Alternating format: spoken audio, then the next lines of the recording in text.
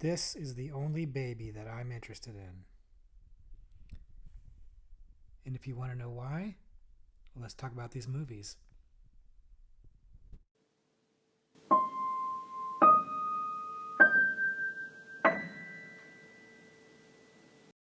Hey, everybody, welcome back to the Horror Movie Syllabus. My name is Professor Victor, and I'll be your host as we go through all of the essential, noteworthy, interesting, and downright notorious modern horror films. If you're new, I recommend that you check out our introduction video in the description below because it'll give you a good idea of what the horror movie syllabus is all about. But in short, we are going to take a particular subgenre of horror and look at three representative examples of that subgenre. Today, the subgenre we're looking at are pregnancy horror movies. And this is a rather niche subgenre, if you will.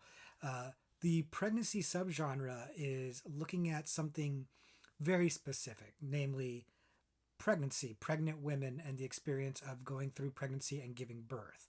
And that seems like a really small or specific or not very broad subgenre that's only going to really appeal to a certain number of people. But I find that these movies seem to have a broader appeal than you would expect. And I think part of it is just that they're entertaining movies, and I think the other part of it is there is a biological imperative for procreation, so that even if you don't have children or even if you don't want to have children, um, there's still something within you that is hardwired to want to procreate, to want to have progeny. And I think that that is something that these movies can tap into or trigger in a way that winds up being extremely effective. That said, while I think that these movies can have universal appeal, I do think they have a particular appeal or a particular effect on women, and especially women who are pregnant or trying to be pregnant or have been pregnant. I think they're going to be the ones that these movies resonate for the most. And I think that's by design. I think that that is the horror subgenre finding a particular instance or moment in time in a person's life that is already inherently scary. Um, Generally speaking, I've never been pregnant, but I've known many people that have. And generally, one of the things that people will articulate is fear or nervousness. And I think that's because you've never gone through it before, and you know all the things that can go wrong and all the complications that can be, and all of the, even if things don't go wrong, all of the challenges and pain that it's going to be, even if everything goes smoothly. I think all of that is very rational, real grounded based fear that people go through, women go through routinely in this world. And I think that this particular subgenre has zeroed in on that phobia, if you will, or that stress point, and is using that as a launching off point for some rather intense horror movies. So that's what we're going to be looking at today. And the examples we have today, yeah, some of these are yeah, pretty intense. And I think if you were pregnant in particular, maybe they're not for you, or maybe you wait till after you've given birth. But as usual, we're going to categorize these movies in undergraduate, graduate, and postgraduate levels. And in this case, they're going to be organized in the order of intensity or depravity. We'll call it intensity. We'll call it the order of intensity, with them getting gradually more intense as we go on. So, with that, let's go ahead and get into these films.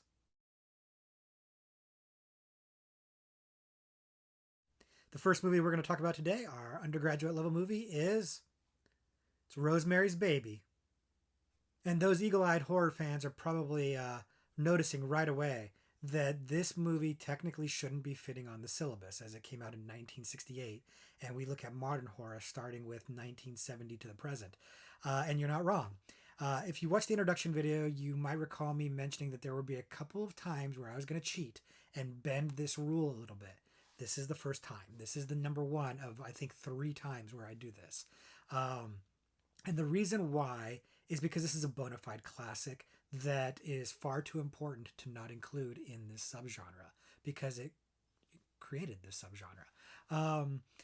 So let me take a step back. For those of you unfamiliar with it, Rosemary's Baby did come out in 1978, directed by Roman Polanski, and we'll get to him in a minute. And it stars Mia Farrow as a young woman who's married, and they're trying to have a baby, and they move into a new apartment building. And everybody in the apartment building is a little bit too interested or concerned about their lives, and in particular, when she does get pregnant in her baby. And it starts to tap into her fears about the baby itself and giving birth and the people in her building, and is there something wrong with them, or is there something wrong with her? And we'll leave it at that in case you haven't seen it. But um, well, even if we're leaving it at that, Rosemary's Baby is pretty well known for one thing, and the idea is giving birth to the Antichrist. That is the question that's at the center of Rosemary's Baby, and that, I guess, is something of a spoiler for this movie that is older than me. Um, so if you haven't seen it, sorry. But the reason why I have to mention that is because the movie launched a whole era that persists to this day of what I'll call satanic panic movies. Movies where devil worshippers are, or Satan himself are the antagonist, and are infiltrating good regular folk. It's the movie that spawns the no pun intended, the Exorcist and the Omen, and many other religious based or satanic based horror movies, which in the 60s and 70s was a very, very real fear. Um, you have to remember that I think it's 1969 when the Manson family does their murders. And the Manson family at the time when those murders are happening, which was a little bit before my time, but I do know quite a bit about it. They are, being portrayed or perceived as devil worshippers, and people are really freaked out about this. People that would come into your home and murder you for no apparently logical reason. Really touched a nerve. Now, Rosemary's Baby comes out about a year or so before that. But there's a couple interesting things about that. First of all, the movie did resonate really well when it came out, and so the Manson family murders just kind of add to that mystique, so that by the time you're getting to things like The Exorcist and The Omen in the 70s, those movies are really touching a nerve with audiences. Secondly, one of the famous victims of the Manson family murders is Sharon Tate, who is the, or was, the wife, the pregnant wife of Roman Polanski, who directed Rosemary's Baby. So, in the real world, the behind the scenes, the history of the movie has a special notoriety to it that is a lot more compelling, a lot more eerie, if you will, than the average movie, perhaps. And I think it just lends to the legend of Rosemary's Baby. So yeah, that's part of why I had to bend the rules a little bit, even though it came out just a little bit before our cutoff of 1970, because it creates the satanic panic, but then it also creates the pregnancy subgenre as well. And I'll be honest with you, I have a friend who this is one of his favorite movies, and he was livid when he saw an early draft of the horror movie syllabus, and it was not in the religion subgenre of horror. He thought that was offensive. He was very, very irate about it, because it spawned this whole movie craze of religious based, satanic based movies like The Exorcist, like The Omen, etc. So he's not wrong. The thing is, it also created this pregnancy subgenre that I think is very rich and very interesting. And while it's niche, definitely merits conversation. So kind of had to be in this subgenre. Worth noting, by the way, kind of amusingly, that neither The Exorcist nor The Omen are included in our religion subgenre video. They wound up in other subgenres as well. So that's kind of the fun of the horror movie syllabus. Is it's not only a puzzle for a horror fan to figure out where all the movies should go, but there are multiple configurations, multiple solutions to that puzzle, to the syllabus puzzle. I guess it's kind of it's the lament configuration of syllabus, but we'll get to that movie at some point eventually too. But I digress. Let's get back to Rosemary's Baby. The movie comes out in the 1960s, late 60s, and you can tell when you're watching it, it's got a certain aesthetic to it and a certain style of acting that is decidedly 60s. So younger viewers who are seeing it for the first time may respond to that, because it's a little bit of a different format or a different style than what you're used to seeing in a modern film. It also has kind of a pacing that is maybe a little bit slower than what you're used to. I'm actually pretty curious what a younger viewer, like a millennial or a Gen Z person who's seeing it for the first time, would think about it, because um, people my age, Gen X or older boomers, would probably really enjoy this movie. In fact, I think it holds up extremely well. I think a lot of people really love this movie. It's a very very well made movie, and the pacing's not an issue for them at all. But I wonder if a younger person would find it to be slow. My buddy who loves it has shown it to his kids who are in their 20s, and they think it's great. So I think that it actually transcends the datedness of it and actually winds up being very effective. The movie is made by Roman Polanski, who I mentioned before, who is an exceptional filmmaker. He really is exceptionally good, and it shows in Rosemary's Baby. The way the movie feels in terms of its tone and its atmosphere, and the way he uses the environment, the location, it all kind of starts to feel like it's closing in on you a little bit. It all feels like it adds to that sense of paranoia and that sense of dread that the character Rosemary feels, especially when she's pregnant. Um, and it really lends itself to feeling what she's feeling, going through her experience. It puts you in her position, or in her shoes, if you will. It's very effective directing, very good, by a director who is controversial not only because of the Sharon Tate murder that I mentioned earlier, but well, he's had some legal issues in regards to statutory rape. I don't need to go into it too much. You can look it up if you're interested in it. But he's exiled from the United States, avoiding prosecution for it. So he's a complicated person to deal with in terms of an individual. But in terms of his work on this movie, it's exceptional. That said, the movie has an odd tone to it, because there is this sense of dread and paranoia, and it's really kind of set up like a mystery. You don't exactly know what's going on, and you don't really know is Rosemary imagining things, or are things really off? Is she getting hysterical, or does she have something to be afraid of?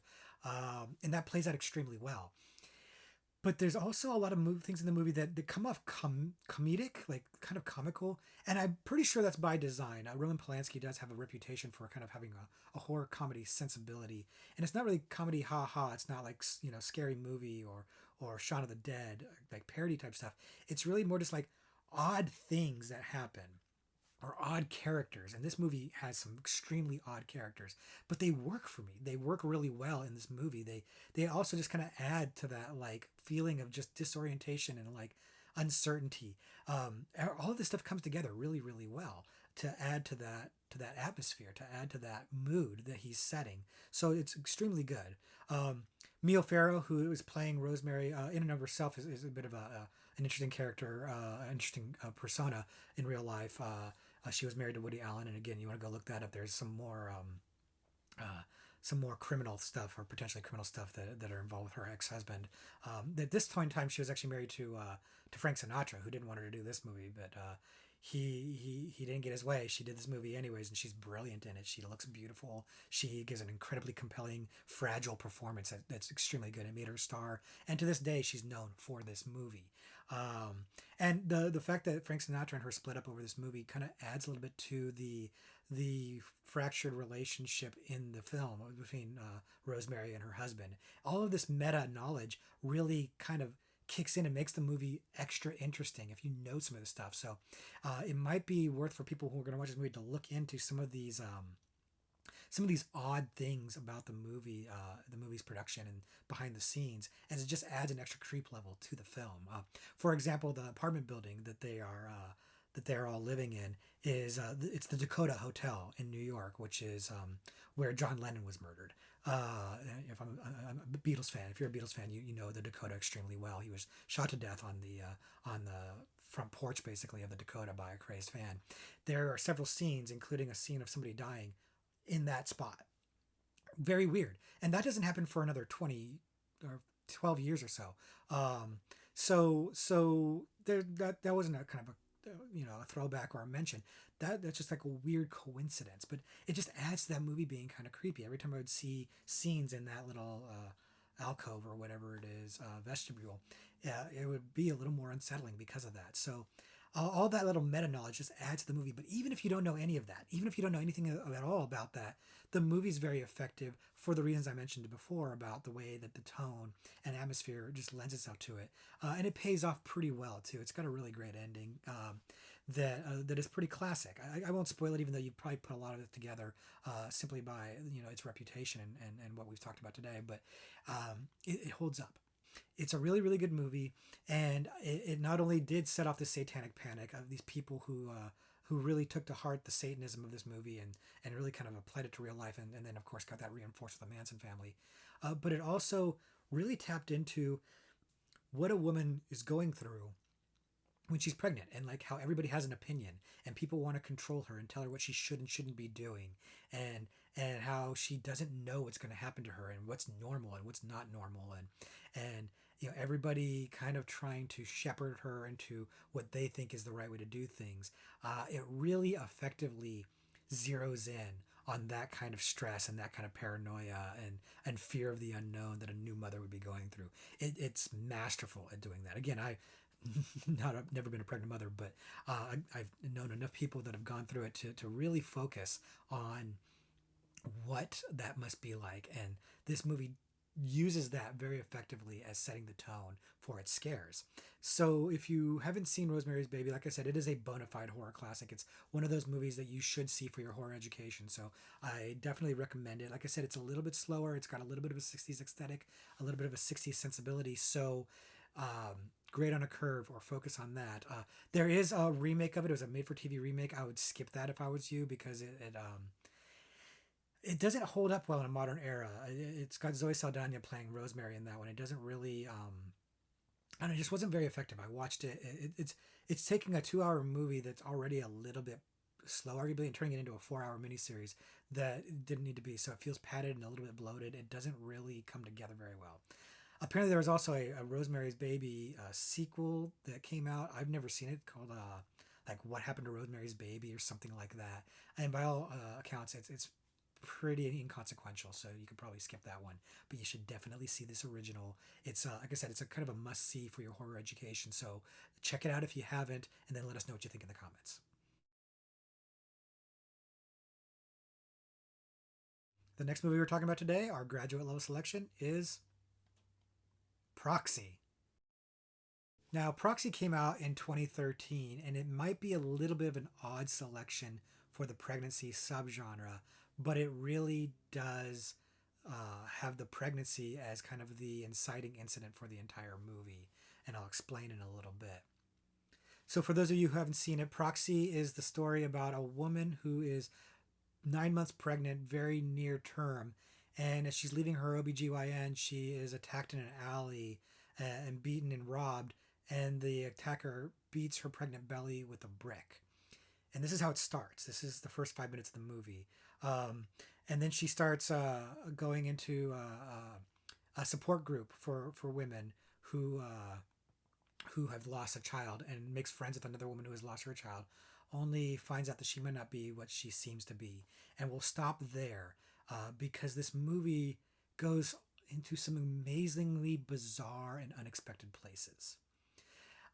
Like I said, this movie is a weird choice for pregnancy as a selection for the subgenre, because the pregnancy, while the inciting incident, like I described, doesn't carry through for the whole movie. That's not the focus of it for the rest of the movie. The movie goes on a really bizarre, windy, twisty, weird path or journey.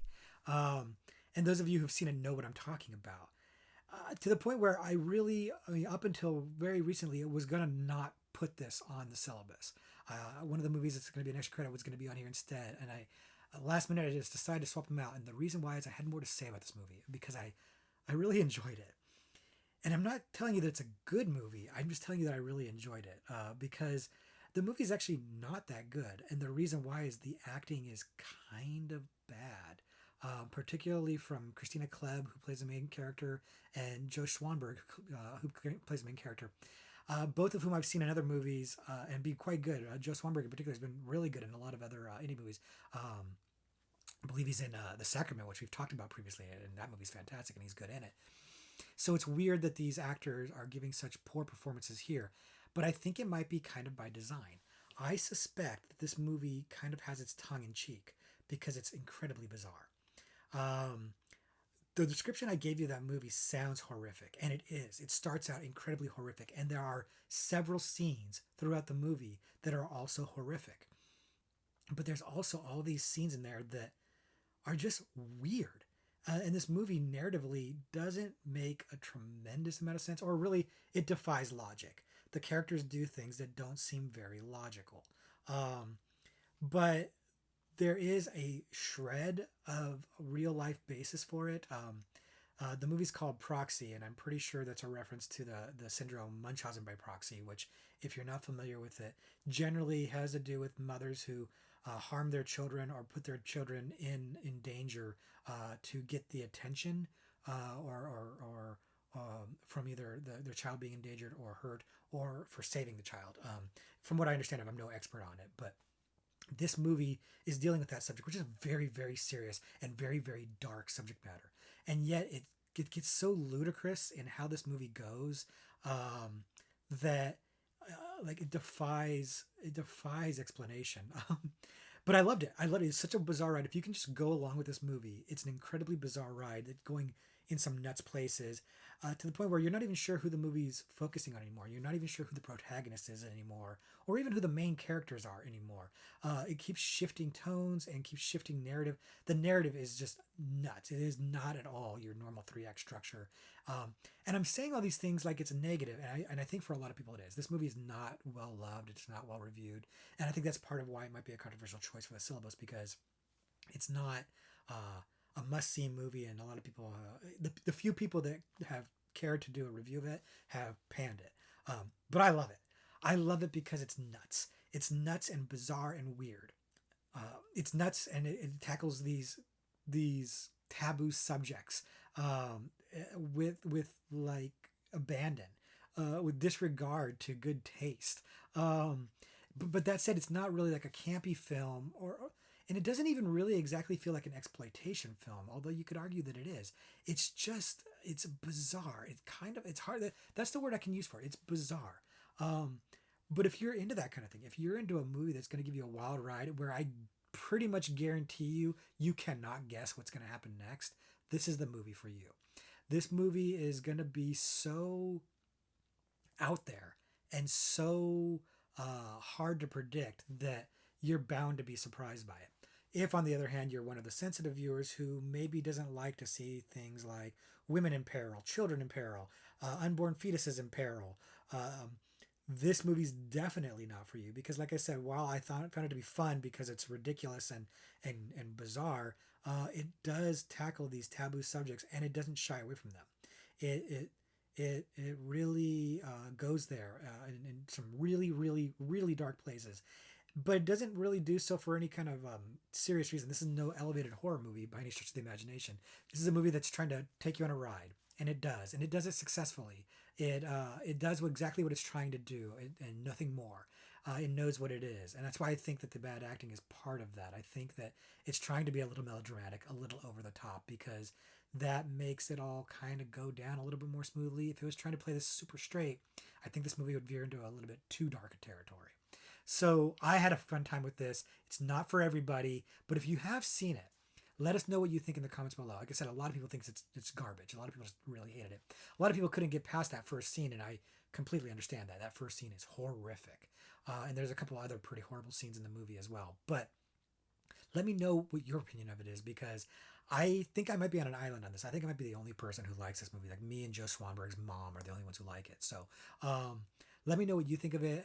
If you guys have some thoughts on it, share them in the comments so we can all benefit. But that's Proxy for you. Check it out if you dare.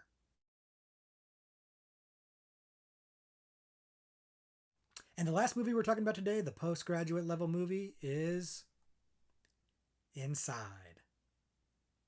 Ooh, buckle up, man. Inside is intense. Coming out in 2007, Inside is the story of a pregnant woman who has recently lost her husband, and she's near giving birth. And a strange woman knocks on her door and tries to gain entry into her home. And it's probably not too much to tell you that she likes that baby. She'd like to have that baby. Um, yeah, this movie's insane. This movie is part of the New French Extremity, and if you've seen the video that we did on the New French Extremity, you know just how insane those movies get.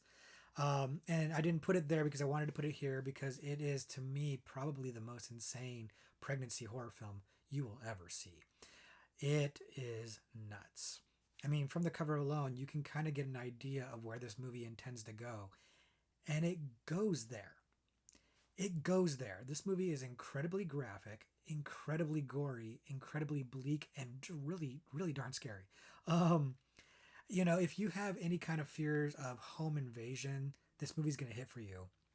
If you have any fears about like something happened to your child, this movie's going to hit for you. Especially if you're pregnant and you have fears of something happening to you while you're being pregnant. This movie, maybe don't watch it. Like it's intense, but it's brilliant. It's such a nail biting ride. And it works so well. It's a very simple movie. It's probably low budget. It's basically mostly all in one place. Uh, Wonderfully performed, wonderfully shot. It's just a really extremely well made movie. But what really just sells it is just like the intensity's ratcheted up to 11.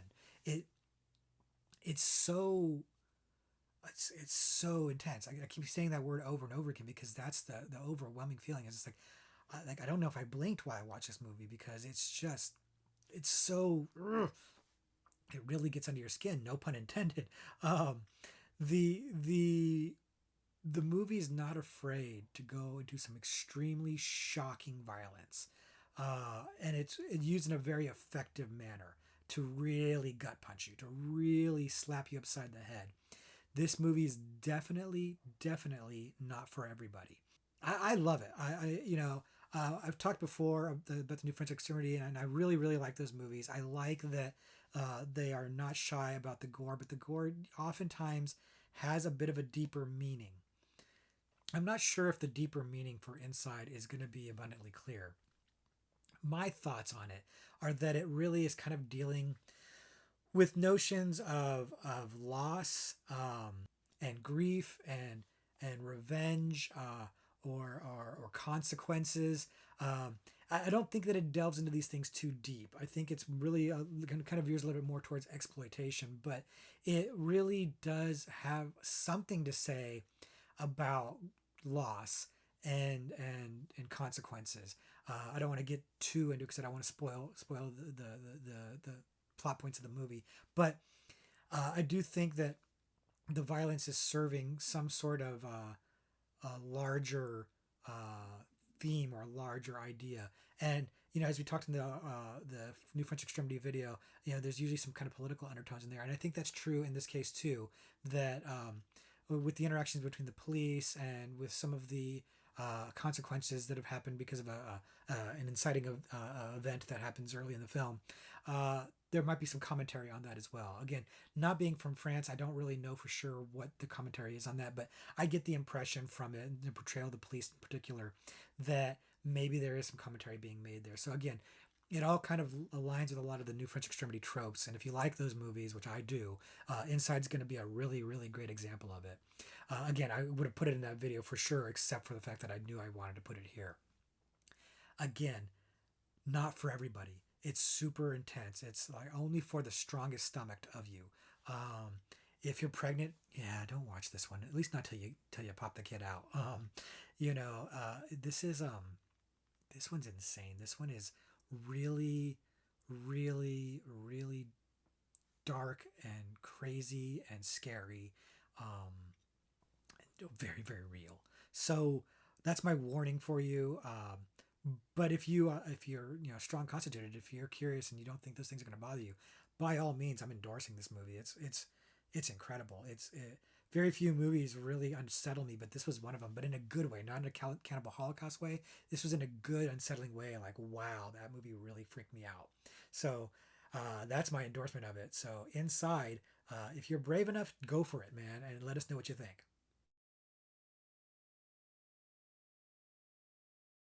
So those are our 3 pregnancy movies that we're going to look at today, but I've got a few extra credit movies that you might find interesting as well, so let's dive into those. The first one we're going to talk about is a movie called Devil's Due. And Devil's Due is, well, if you ever thought to yourself while watching Rosemary's Baby, wow, this would be really good as a found footage movie, then Devil's Due is the movie for you.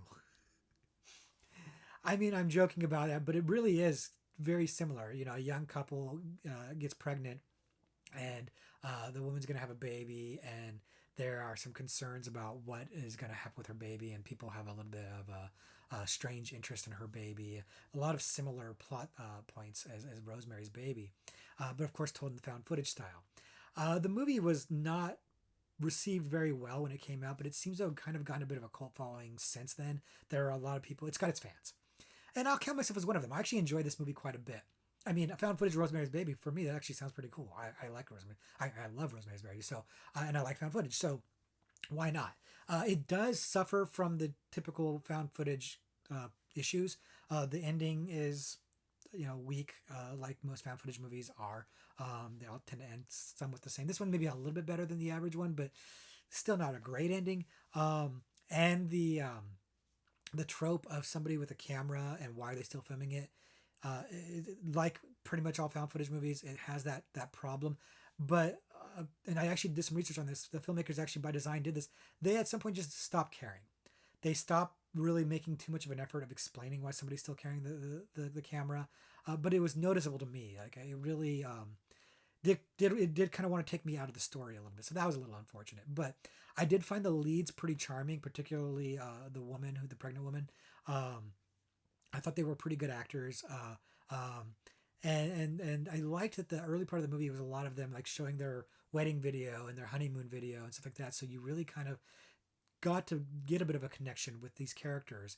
It took the time to do that. And at the risk of being a little bit slow to start or a little bit boring, there wasn't a lot of like creepy little instances happening. There's a few, but not enough to really kind of keep the creep factor going. So at some point you feel like you're watching somebody's home movies and it can get a little bit slow. But I actually enjoyed that part. I actually thought that the leads had enough chemistry that kept it interesting enough and paid off when things started to go bad because you actually cared about them.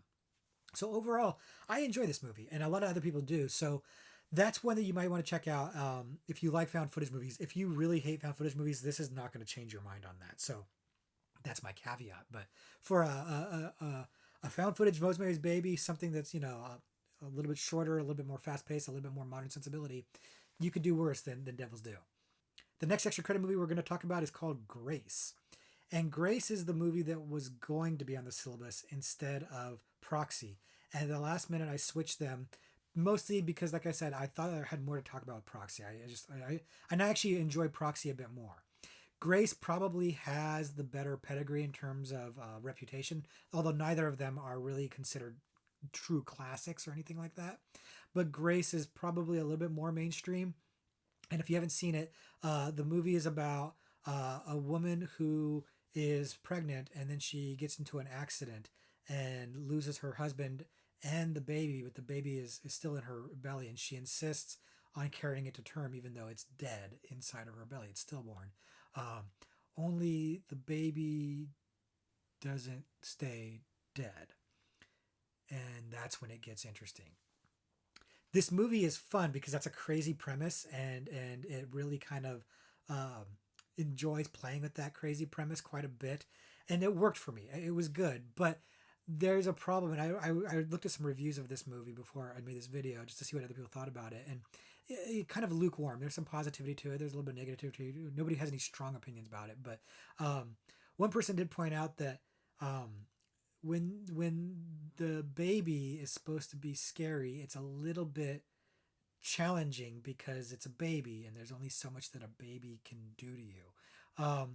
And I do think that on the second half of this movie, or towards the third act of this movie, really, that really became a bit of an issue. That said, there's enough interesting things going on in this movie to keep my interest, and the premise is strong. Like I said, it might fizzle out a little bit towards the end, but it's a strong premise, and the side characters are very interesting too. They're very bizarre, and I like me. I like the bizarre stuff. Like, that's why I like Proxy, and to me, these movies are kind of similar in that regard. They have some bizarre side stories that kind of start to get center stage. that I think in Proxy, even though they're ridiculous, they come together better than they do in Grace. Grace, some of these stories, they don't get enough time. Like maybe they should have kind of gone a little bit like Proxy and gone a little bit more off the rails and explored some of these side characters. But overall, it's a good movie. I don't want to oversell it. It's a good movie. It's a creepy movie. Like Proxy, it's a lower budget movie. It's not as well made. I think the acting is better in this one, but the budget shows, especially with some of the special effects. The lack of budget, I should say, shows. Would this movie benefit from making from a little bit more money and being remade?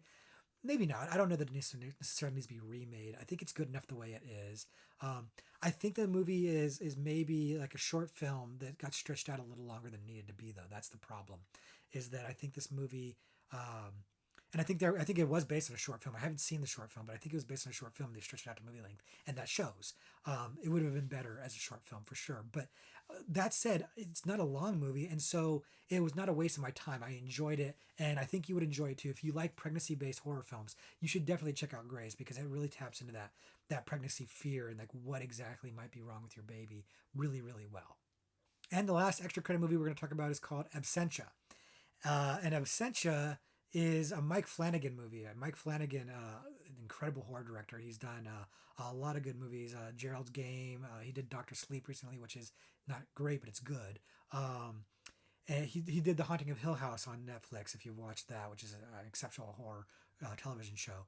Mike Flanagan is a quality director. He is on his way to becoming a horror legend, honestly. And this movie is no exception to that. It's really, really well made. If you're not familiar with it, the story is about a woman whose husband has been missing for 7 years, presumed dead, and she's about to file the paperwork to declare him legally dead. And that's when he shows back up, but there's something wrong. As usual, I'll kind of leave it there and let it unfold for itself when you guys watch it. But the movie does have some great atmosphere and a wonderful mystery at its core of what is happening, what's going on. It has this tunnel, and it's a tunnel like a underpass, like a freeway overpass tunnel, and that's kind of one of the central locations of the movie, and it's very effective from a filmic standpoint. Like it's very spooky and unsettling, and they really tap into that really well. The characters are likable enough, and they give them just enough of a backstory to throw some ambiguity into the movie about what's actually going on, which lends itself to the mystery really, really well.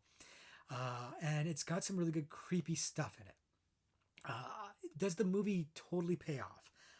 Maybe. I think your mileage may vary on this. I found it to be pretty satisfying. It's got a really strong reputation. I'm not sure it lived up to that strong reputation, but it's very, very good. Like this movie was supposed to be an amazing, amazing movie, and I merely found it to be very good. So think about that for a second. Like if you go in expecting this movie to be decent, I think you'll be very, very, very satisfied.